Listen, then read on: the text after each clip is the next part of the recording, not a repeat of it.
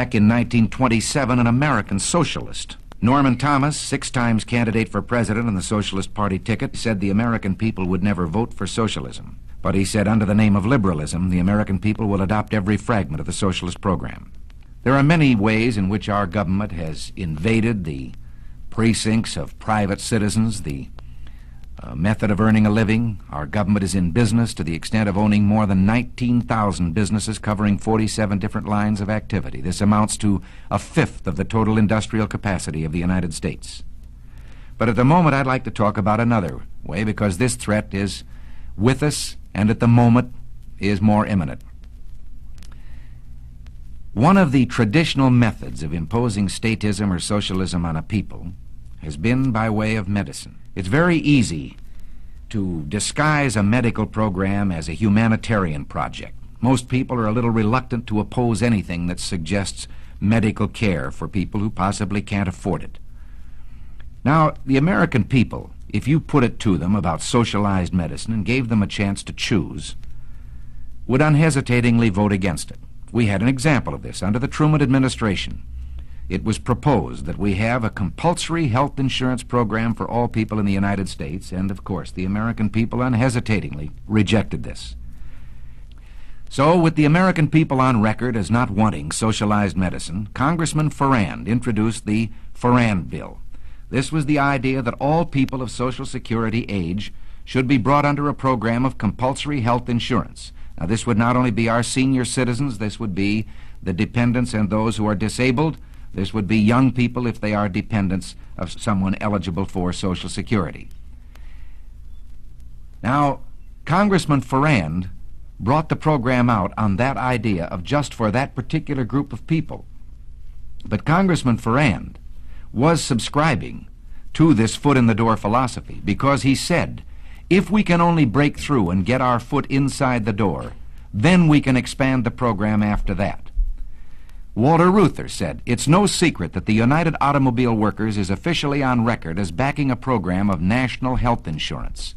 And by national health insurance, he meant socialized medicine for every American. Well, let's see what the socialists themselves had to say about it. They say, once the Farrand Bill is passed, this nation will be provided with a mechanism for socialized medicine capable of indefinite expansion in every direction until it includes the entire population. Well, we can't say we haven't been warned. Now, Congressman Farrand is no longer a congressman of the United States government. He has been replaced, not in his particular assignment, but in his backing of such a bill, by Congressman King of California. It is presented in the idea of a great emergency that millions of our senior citizens are unable to provide needed medical care. But this ignores the fact that in the last decade, 127 million of our citizens, in just 10 years, have come under the protection of some form of privately owned medical or hospital insurance. Now, the advocates of this bill, when you try to oppose it, challenge you on an emotional basis. They say, what would you do? Throw these poor old people out to die with no medical attention? That's ridiculous, and of course no one has advocated it. As a matter of fact, in the last session of Congress, a bill was adopted known as the Kerr-Mills Bill. Now, without even allowing this bill to be tried to see if it works, they have introduced this King bill, which is really the Farrand Bill. What is the Kerr-Mills Bill?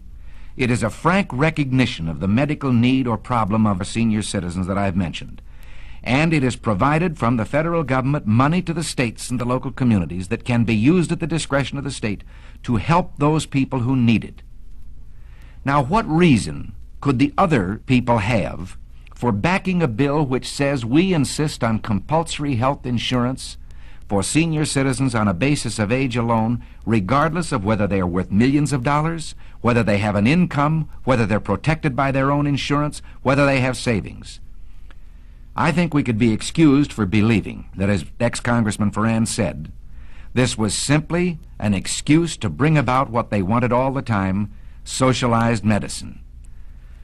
James Madison, in 1788, speaking to the Virginia Convention, said, since the general civilization of mankind, I believe there are more instances of the abridgment of the freedom of the people by gradual and silent encroachment of those in power than by violent and sudden usurpations. They want to attach this bill to Social Security, and they say here is a great insurance program now instituted, now working. Let's take a look at Social Security itself. Again, very few of us disagree with the original premise that there should be some form of saving that would keep destitution from following unemployment by reason of death, disability, or old age. And to this end, Social Security was adopted. But it was never intended to supplant private savings, private insurance, pension programs of unions and industries. Now, in our country, under our free enterprise system, we have seen medicine reach the greatest heights that it has in any country in the world. Today, the relationship between patient and doctor in this country is something to be envied any place. The privacy, the care that is given to a person, the right to choose a doctor, the right to go from one doctor to the other. But let's also look from the other side at the freedom the doctor loses. A doctor would be reluctant to say this. Well, like you, I'm only a patient, so I can say it in his behalf. The doctor begins to lose freedoms. It's like telling a lie, and one leads to another. First, you decide that the doctor can have so many patients. They're equally divided among the various doctors by the government. But then the doctors aren't equally divided geographically. So a doctor decides he wants to practice in one town, and the government has to say to him, you can't live in that town. They already have enough doctors. You have to go someplace else. And from here, it's only a short step to dictating where he will go. This is a freedom that I wonder whether any of us have the right to take from any human being. I know how I'd feel if you, my fellow citizens, decided that to be an actor, I had to become a government employee and work in a national theater. Take it into your own occupation or that of your husband. All of us can see what happens once you establish the precedent that the government can determine a man's working place and his working methods, determine his employment. From here, it's a short step to all the rest of socialism, to determining his pay. And pretty soon, your son won't decide when he's in school where he will go or what he will do for a living. He will wait for the government to tell him where he will go to work and what he will do. In this country of ours took place the greatest revolution that has ever taken place in world's history, the only true revolution. Every other revolution simply exchanged one set of rulers for another. But here, for the first time in all the thousands of years of man's relation to man, a little group of men, the Founding Fathers, for the first time, established the idea that you and I had within ourselves the God-given right and ability to determine our own destiny. This freedom was built into our government with safeguards. We talk democracy today, and strangely we let democracy begin to assume the aspect of majority rule is all that is needed. Well, majority rule is a fine aspect of democracy, provided there are guarantees written in to our government concerning the rights of the individual and of the minorities. What can we do about this? Well, you and I can do a great deal. We can write to our congressmen, to our senators. We can say right now that we want no further encroachment on these individual liberties and freedoms. And at the moment, the key issue is we do not want socialized medicine. In Washington today, 40,000 letters, less than 100 per congressman, are evidence of a trend in public thinking. Representative Halleck of Indiana has said, when the American people want something from Congress, regardless of its political complexion, if they make their wants known, Congress does what the people want. So write. And if this man writes back to you and tells you that he too is for free enterprise, but we have these great services and so forth that must be performed by government, don't let him get away with it. Show that you have not been convinced. Write a letter right back and tell him that you believe in government economy and fiscal responsibility, that you know that governments don't tax to get the money they need. Governments will always find a need for the money they get, and that you demand the continuation of our traditional free enterprise system. You and I can do this. The only way we can do it is by writing to our congressman, even if we believe that he's on our side to begin with. Write to strengthen his hand. Give him the ability to stand before his colleagues in Congress and say, I have heard from my constituents and this is what they want.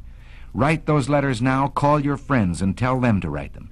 If you don't, this program, I promise you, will pass just as surely as the sun will come up tomorrow. And behind it will come other federal programs that will invade every area of freedom as we have known it in this country, until one day, as Norman Thomas said, we will awake to find that we have socialism. And if you don't do this, and if I don't do it, one of these days, you and I, are going to spend our sunset years telling our children and our children's children what it once was like in America when men were free.